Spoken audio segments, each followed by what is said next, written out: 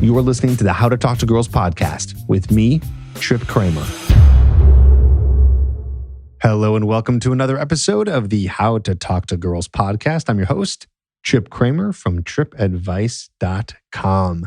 Okay, so you're probably dealing with a situation where the girl is flaking on you, where you aren't able to get to the point where the girl is seeing you, agreeing to come out on a date with you, making excuses not to come out with you, and it just ends in this kind of dead end and it doesn't go anywhere. Well, I'm here to help you with this and give you some ideas here and go through some concepts and give you some mindsets in terms of how to deal with this, how to deal with women who are flaking on you, who are flaky. Because it's going to happen, especially if you're implementing some of the Trip Advice method, which is going out and approaching a lot of women or swiping and messaging a lot of women online. But if you're doing the Trip Advice method where you are completely immersing yourself in lots of women in terms of getting a lot of leads and trying to start as many conversations as you can, that means you're going to be dating a lot of women and you're going to be getting to the point where you are going to deal with this. So it's inevitable. And I think this is a very important topic that I wanted to go over, but also it was inspired by someone who emailed in on the podcast. So what they did is they emailed trip@tripadvice.com. You can do the same thing. And they gave me a very good, well-written and detailed email discussing their situation. And so I want to read it right now and answer it. This is from Matthew, and he's talking about flaking. Matthew says, I've been dealing with a lot of first date last-minute cancellations. And by the way, trust me, I get this more than anyone. I've been through this before. It has happened to me numerous amounts of times. So I continue. He says, last minute cancellations or being stood up in the last several months. I'm not texting or calling between the logistical texting and the planned date. After they don't show, or if they cancel 5 minutes before we meet, they will sometimes say, I didn't hear from you since we spoke 2 to 3 days ago, so I didn't know if we were going to meet. Or just say they were feeling ill or some other excuse. He continues and says, should I text the morning of the date to confirm the date? That feels needy and validation seeking. I already said I would meet with them at the location at a specific time and that unless something came up, I'll just meet them there and they confirmed. Also, when I get stood up or I get a last minute cancellation, how should I react to it? I've tried to say something like, okay, no worries, and just move on. I've also tried to be more blunt and say something like, I don't put up with flakiness, but I'll give you the benefit of the doubt this first time. If you want to see me, you need to reach out. The ball's in your court. Both responses feel inadequate for various reasons. The first doesn't establish any boundaries or self-worth. The second feels defensive and doesn't really get the woman to follow up. Thanks, Matthew. Okay, great question, Matthew. I know where you're at, and I totally understand what you're saying here in terms of, yeah, if you kind of just say one thing on one end of the spectrum, it just doesn't do much. And then at the other end, you're seeming kind of like upset and defensive, and that's obviously not very attractive. So completely understand. I know where you're at, and we're going to deal with this right now.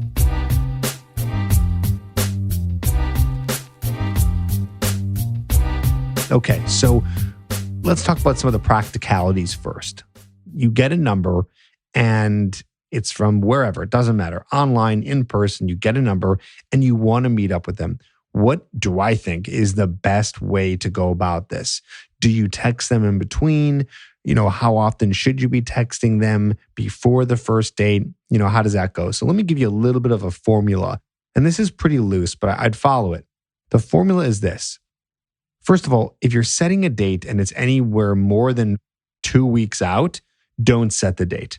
Okay? Don't set a date 2 weeks out. It's ridiculous. High chance of flaking, high chance of it not happening.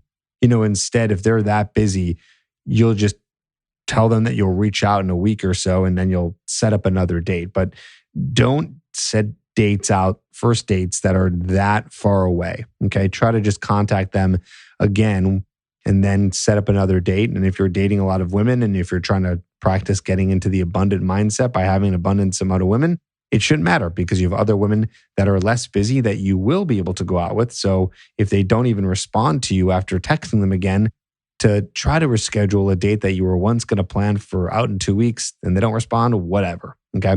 But it is normal that you might meet someone, they say like, oh, this week is crazy. So you might get something that's in 7 to 10 days. So here's what I would do. Attraction does seemingly lose its strength over time after you haven't really connected with someone. And also understand that on the other hand, you also don't want to be texting someone every day because it also loses attraction because it just seems like you're not busy and you're doing nothing and it's kind of needy. So what you want to do is don't completely leave it and not do anything if your date is 7 to 10 days away, but also don't go to the far end of texting them every day. Instead, what I would do is text them once about halfway between the dates. So just to make this simple, let's say you have a date that's set for a Friday and today is Friday. So you set the date today and it's Friday and it's a week from now. I would text them and say, let's say Monday or Tuesday, and just say something that you did over the weekend that was interesting and get them to respond just to let them know that, hey, you're still around, you're still interested, but you're not doing it in this some boring, needy way where you say like, how are you? How's it going? What have you been up to? Right? That's very boring. Like a high status value man doesn't say that. Instead, he'll just start a conversation and talk about something that he did or just get conversation going on something interesting that he saw instead of just asking how they are. Okay. So that's what I would do in the extreme case of you set a date 7 to 10 days away. Now, let's say it's more in a normal, proper amount of time and you set a date, let's say, we'll say Friday again, because that's the day that you set the date, but the date is for like Tuesday or Wednesday. So it's like halfway between the week, maybe, 3-4 days away. You don't need to text them. Instead, I would text them not during the week, but just text them the morning of that day and say, hey, still good for 8? That's it. Yeah, if you want to throw in like, yeah, looking forward to seeing you, but I'd maybe not do that because that's still a bit needy. So I'd say it's just not needy, but it's showing a lot of interest where you don't need the interest to be shown. You clearly are interested in her and you want her to chase a little bit. So you just don't do that. So you might say, hey, tonight's going to be fun. Still good for 8. And that just confirms, that says to her that the date's still on because listen, days go by slow. So 4 or 5 days away, you haven't heard from the person. She might think because she's dealing with non-trip advice guys, right? Guys who are just like texting them all the time. They're not used to guys who are, busy, high status guys who are following the correct method. So they might think, wow, this guy's isn't texting me. He's gone. But really, you're just a high value guy who's not going to be sitting there texting her all the time. So you might still want to, and not might, I'm going to be more firm on this. You do want to text her that morning and say, hey, tonight's going to be awesome. See you at 8. And let her respond to it. I've done this with clients before. It's worked out great. It's not needy. It's totally okay. So, Matthew, to kind of answer this first part of the question, it's okay to text the morning of the date. It's not needy. It's not validation seeking. It's just confirming that it's still on because people have busy lives. You're just not going to do it in a needy way. And the way to do it is the way that I just told you here, right? Just saying, hey, tonight's going to be fun. See you at 8. See you at 8, question mark. Any one of those is just fine. So send that and you'll be good to go. If they don't confirm or they flake, then they flake, right? Then you never really had them in the first place. That's how you have to understand it. So here's the mindset here. And by the way, we'll go into the next part of the question. I'll answer your question in terms of how to respond to a flake. But just understand for now, if she flakes and you're upset by it, that means you're not living in abundance. That means that you're not practicing abundance. I don't mean the abundance mindset, but the actual you are in an abundance of women and you're talking to many women. If that's upsetting you that much, then that means that you are really going one woman at a time and you need to be upping your numbers. Now, of course, you're human. You're going to get upset anyways. I get it. Like that's going to happen, but just expect it. I always say, this is one of my favorite quotes. I think I made this up. I've said this before. If not, then cheers to whoever said it. But here's the quote. And the mindset I live by is expect the worst, hope for the best. Okay, expect the worst. That means it's not about being pessimistic or overly optimistic. This is pretty realistic. Like expect that something bad could happen, but you're going to hope for the best, right? So people who are just pessimistic are only focused on this is going to be bad, this is going to happen. But no, a nice middle ground to make you live in reality and also not get your hopes up too much and crush you is expect that, yeah, any woman can flake at any time. So when it happens, you're not so upset, you're not so surprised. But you hope for the best. You hope that, hey, listen, you dug this person, you dug this girl, and you're going to see her again. And that's how it's going to, and you hope that's the way it's going to go down. So that's kind of the idea here. So how do you react to it? How do you react to it? First of all, I don't really, I don't personally like the quality of someone who's flaking. But then again, my current girlfriend, she did kind of flake out on the first date, but she didn't do it 5 minutes before. When we had our first date, she just said a couple of days before, oh my God, I'm so sorry. I just realized I can't do that day. Could we do another day? And so that was great. So she did flake on that date, but on that specific date, right, of whenever we originally planned it. But I liked her reaction. I liked how she was, taking the move to say like, hey, what are other days that you can do it? So if that happens, you got yourself a good girl on your hands. That means that she's interested, she's being respectful. Because, hey, listen, things come up. Like there's going to be times when a girl flakes when she actually has something that's going on. Maybe she forgot whatever it was, or something that's a little bit more important than you because she doesn't know you yet, just a first date. So she might prioritize something with work or whatever. It happens.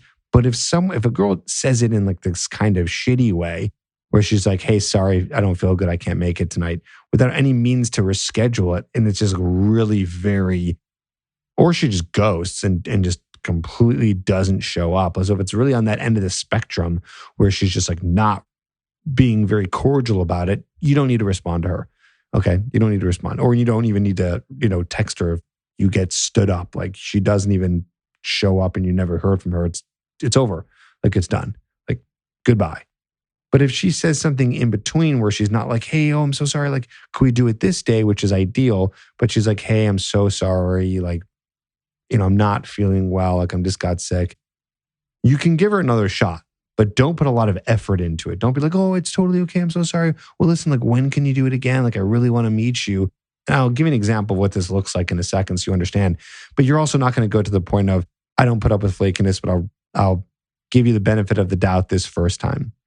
And I know I've said that in the past. I know there was one point where I did say something like that. I don't really believe in that anymore because it is really just going needy and you're acting butthurt and that's not very attractive, right? So instead what I would do is I would say this and say, so this is going to be a nice in-between statement for you, Matthew.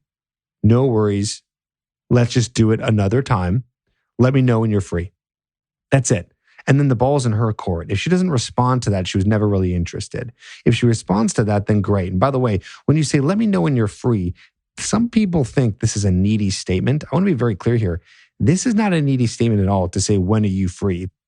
The idea isn't asking her when she's free, so whenever she's free, you can do it. You're just asking her when she's free, so then it can line up. So if she says, I'm free, Tuesday, Thursday, and Friday, you figure out what days for you that you're free, and then boom, it lines up. So let's say, for example, she goes, I'm free, Wednesday and Friday. You can say, great, I got something going on Wednesday, Friday works great. And then boom, you're off to the races. If she flakes the second time, it's done. Like it's done. Like don't even bother. You want to be filtering out for women who have high interest, not low interest. So she's showing low interest if she's flaking out twice. The only exception if she flakes twice is her practically begging to see you again, or not again, the first time, and saying, I'm so sorry, like, listen, like, let's do it next week. When are you free? We can totally do it, whatever. She's very showing a lot of like, no, seriously, like this is a fluke. It never happens this way. And she's putting a lot of energy into it. That would be the exception. But if she doesn't show that energy, you're done. You can just say, no, thanks, take care. Like it's over, and it should just be over because you're just going to move on to the other women that you're dating. So there are some of my thoughts there on flaking and how to handle it. And then what I'd like to do now is I'd like to continue answering some questions here that I've gotten in when people email in their podcast questions to trip@tripadvice.com, which you can too. And as long as you just write it out thoroughly and I'm able to read it, then we can answer it here on the podcast. So email me, trip@tripadvice.com, and put in the subject line, podcast question. All right, here's one from our man, Robert McLeroy, who says he is an actor improviser.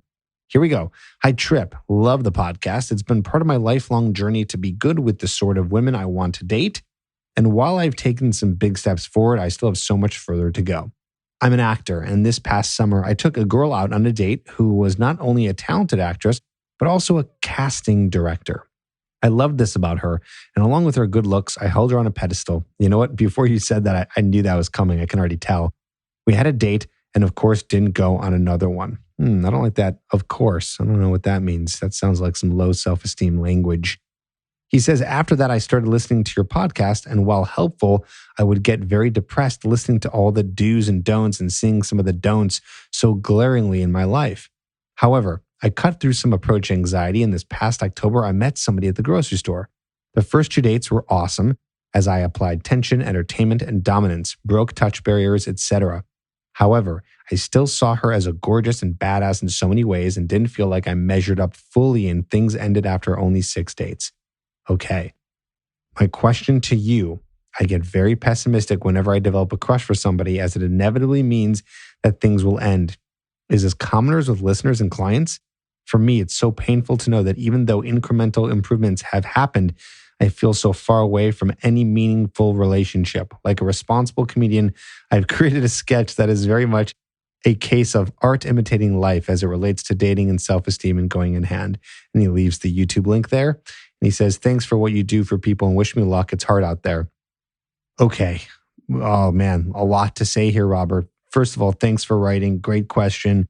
Great thoughts here, and I'm very excited to tackle this. So clearly you suffer from some self-esteem issues and some self-deprecation. And it's funny too, because I know that comedians are really good at that too. It's what makes them very talented is they're so self-aware, and being self-aware about some of their pitfalls makes them funny because we can all relate to those pitfalls. Anyway, I digress. I can tell that you're already suffering from some more intense self-esteem, and I worry that comes through in your interactions with women. I can almost guarantee that it does. And I bet you that, I'm sure you've gotten some build up of self-esteem, and you've built it up a little bit, and you feel a little bit more confident after going through, some of the stuff that you've heard on the podcast and going out and getting over your approach anxiety. But still, there's still something deep rooted inside of you that's still saying to you that you're not good enough. And you are already kind of saying that through here, right? I mean, I can hear it in you. You say here, let me find it. However, it's our gorgeous. Well, first you say, of course, earlier on we had a date and of course didn't go on another date. But then you say, I didn't feel like I measured up fully. Okay, key phrase here in your email. I saw her as gorgeous and badass in so many ways and didn't feel like I measured up fully. I mean, bingo, there we go.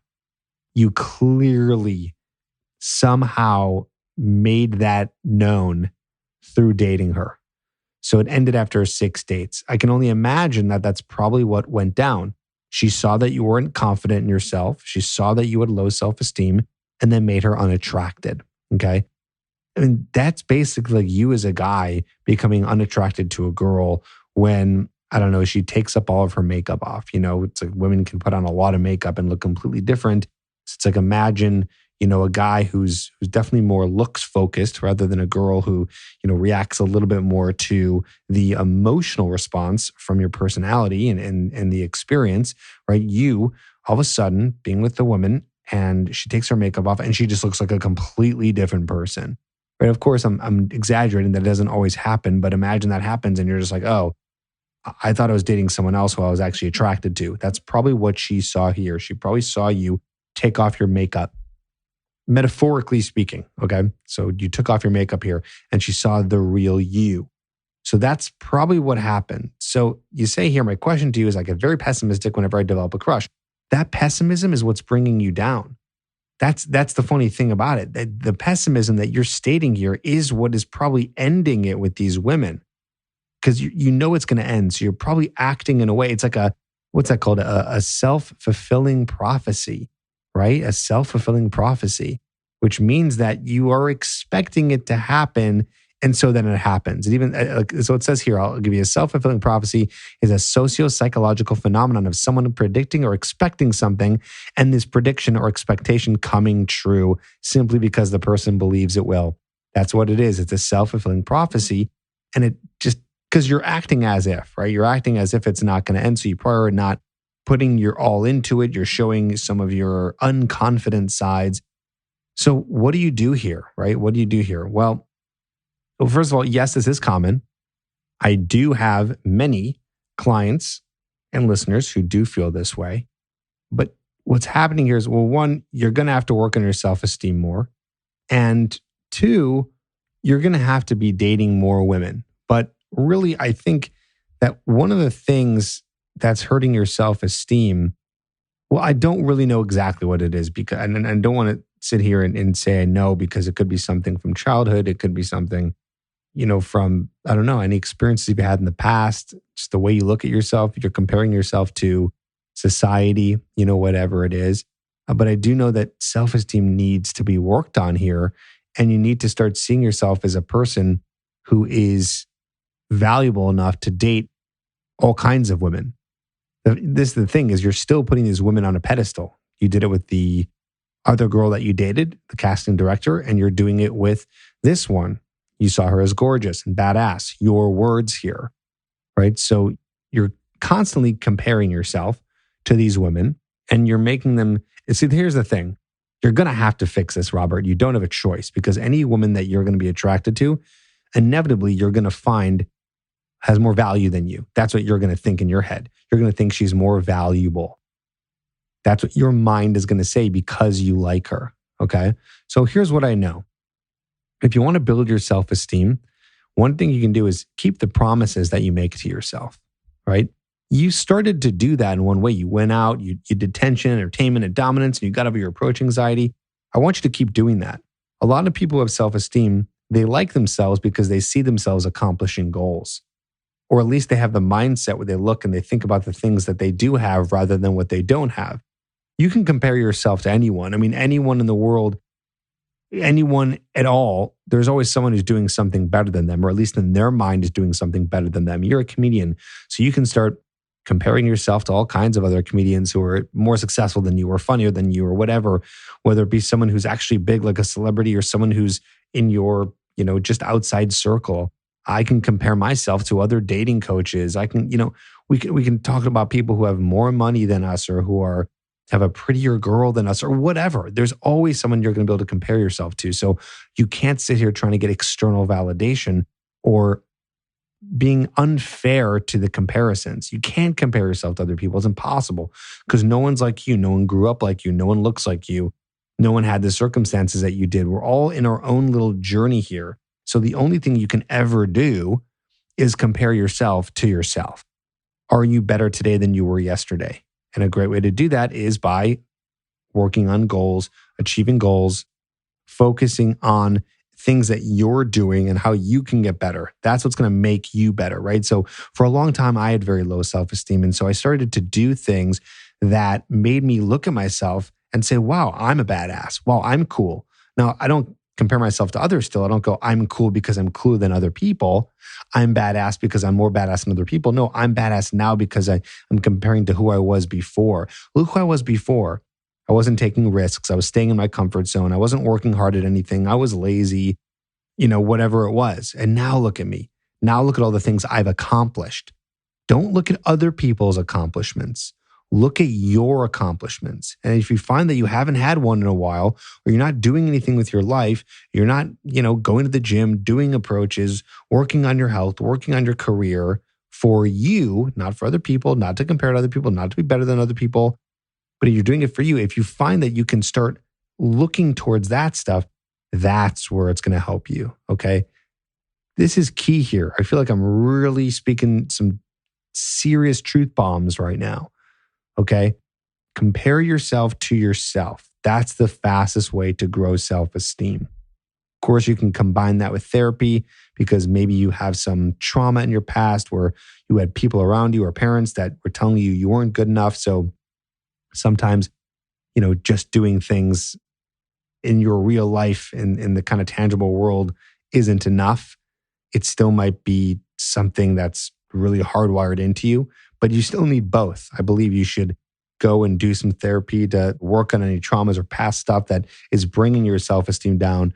But at the same time, working on things in the tangible real world in your life right now, that will do it for you. So I want you to work on both so then you can start to, and I'm using your words here, measure up to the women that you're seeing.